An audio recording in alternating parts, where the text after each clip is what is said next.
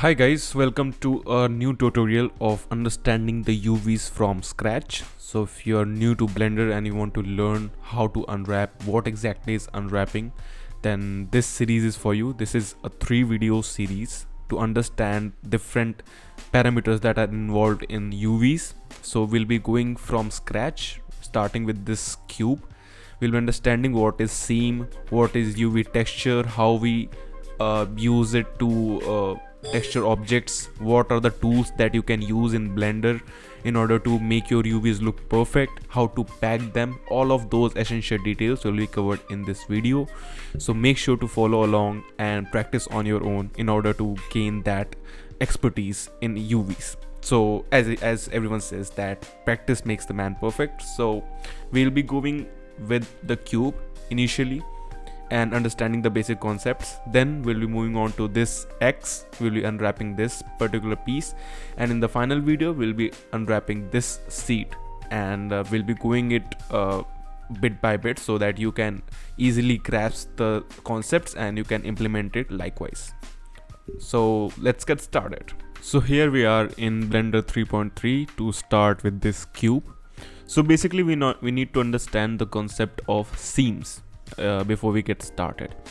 So seams are the points where the textures are broken. So basically what we do in texturing is to break a simple texture in a 3D object, right? So remember, the texture is not 3D, but we are making it work for a 3D object. We wrap it around, so how exactly the software knows where to break it from. All right, so that is why we use seams. So suppose this is a cube, alright. So what we'll do is we'll go to the edit mode, we'll choose this, the line mode, and then we'll put a seam right here. So we need to just click right and then mark seam. Alright, so let's go to the UV editing tab so we can better understand this. So this is the cube that we have, and let's press A for selecting all of the faces.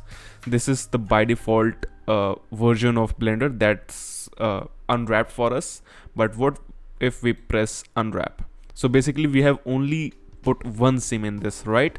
So what if we select all of the lines and then we press mark seam? So in cases, how exactly it will break now?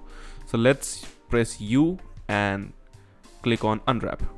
Okay, so look, this is the formation that the Blender is giving, because every edge is now a seam. All right, so it's breaking the texture from every edge. Now it might not be a problem in this particular shape because it's a bit flat and it has not much of a definition to follow.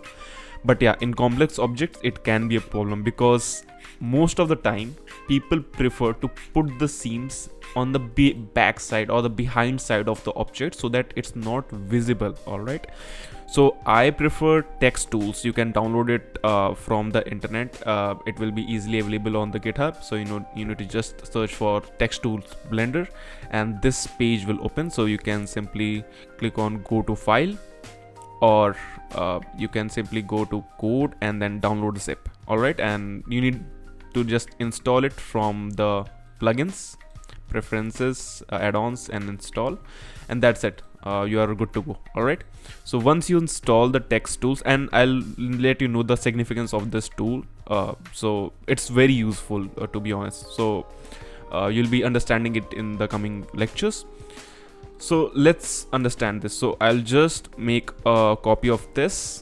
It's a good habit to make the copy and then check the things, because you don't want to mismatch the current origin. All right, so in complex objects there are a lot of objects with a set origin on the 0 axis. All right, so if you move the object and then check, or you make some adjustment in the default shape or the origin, it can be a problem, because it might lead to a bad ending of a project or a very abrupt things. So just don't do that. Make a copy and then click on checker map.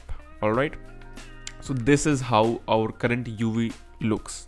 So let me show you what exactly is going wrong here. So as you can see, we have marked the seam here. Every edge is a seam, right?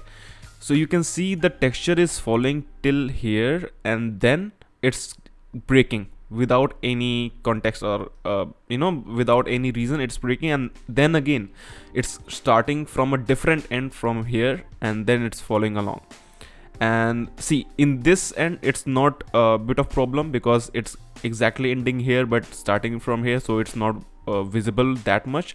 But here again you can see that in this phase it's following till up here, and then it's starting from any other place. It means that when we'll be applying a original texture, it will show up in a unorganized manner. So let's try that also, so you can understand it better. All right, so let's go to the shading tab, and let's make a texture from there. So okay, so let's make a new material altogether,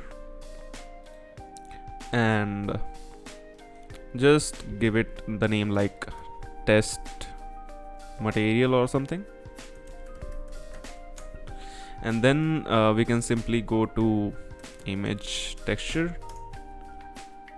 put it right here, join it, and let's put in a texture so that we can understand what's exactly is going wrong. Let's take let's say brick texture. All right, it will be fine. So okay, we need to remove this. Yeah, so now I hope that you'll be getting a better context of this. So as you can see, the bricks are following here, but there's no common pattern. All right, because the seams are everywhere, and it's saying to the blender that it's the break here. All right, you need to start fresh from this point. So it's giving the texture a new direction from the face from which it's having the seams. All right, so you can see it's surrounded with seams, and it's calculating the texture accordingly, and it's giving a very disorganized way of texture to this object. So how we can improve this? We need to get the seams right. All right, so let's get started from scratch. So we have this cube with us right here. So what we can do is, in order to understand how exactly seams work, we need to place a seam here, here, here, and here. So let's put mark seam. All right, and in order to make the formation, we need to do the same on the other side as well, but don't make the seam in the front. All right, make it in the side, and I think we are good to go. So just press U for unwrap, and there you can see there is equal division. So a lot of people will say that yeah, it is a good formation as of now. Like if we can see on the checker map, the front portion is well aligned. You can see this without the seam, it's following the texture right till the bottom. So you can see that there is no abrupt intersection of texture, and it's going very smooth from this side to this side, and from this side to this side, because we have put the seams in that manner in which it can follow and it can mold the texture around. All right, but since it's a texture, it can be problematic, because see, any object, unless and until it's out of fantasy and imagine, it doesn't follow this pattern. All right, if we let's say if we put our texture in place, then we'll be able to understand in a better manner. Not this one. See, so the one that we are talking about is this, the front face, in which it is following nicely, but you can see it's going like without out of context here, because it's going this direction and here it's going this direction. All right, so it's not making any sense. All right, so if you'll follow like this, it will be a problematic thing. So try to understand the shape and the concept in which that particular object is going to be placed. So you'll be getting an idea that what are the faces that you need to place as mark seam. And talking about the behind concept, this is the one. All right, so if we have put the seam here, and let's suppose this is the front face, or we need to place it somewhere like beside the wall, or somewhere in which this face is not visible, then you can clearly mark seam here, and you'll be good to go with the texture, because all of the normal faces will look aligned and properly shaped. So you need to understand what exactly you're going to use the 3D object for and what's your end purpose.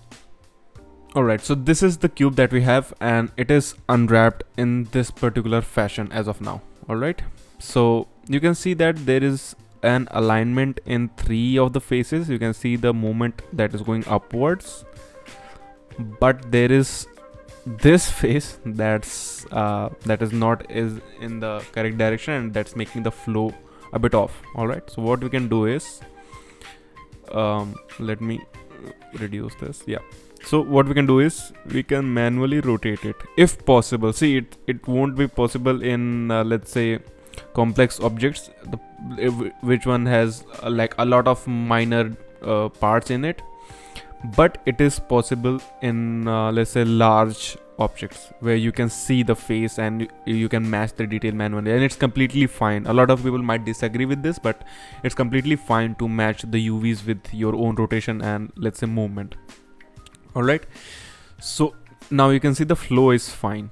All right, and talking about this particular face, you can do 2 things. Either you can remove this particular seam, all right, and you can unwrap it, and then you need to align it a bit so that it follows this particular seam and the face looks like this. But either way, it's completely okay. All right, because see, it can follow from one direction, but it won't be following the texture from other directions. All right, so it won't be a problem unless and until it's a pretty precise texture that you will be understanding in coming videos and from other sources as well, that if it is a common texture, let's say brick, or let's say rough texture, rubber, something, the common textures that don't have a specific definition for a specific spot, it is completely fine to just go with that. All right, so this was the basic session about the seams, how to pack the UVs, and how to unwrap all of that, what are the tools that you can use. So I hope that you learned something new, and if you're new to the Blender, make sure to use all of the tools, check on the add-ons that are available on the internet, and I am pretty much sure that you will be having a lot of fun with this software. So see you in the next lecture. Till then, bye bye, take care.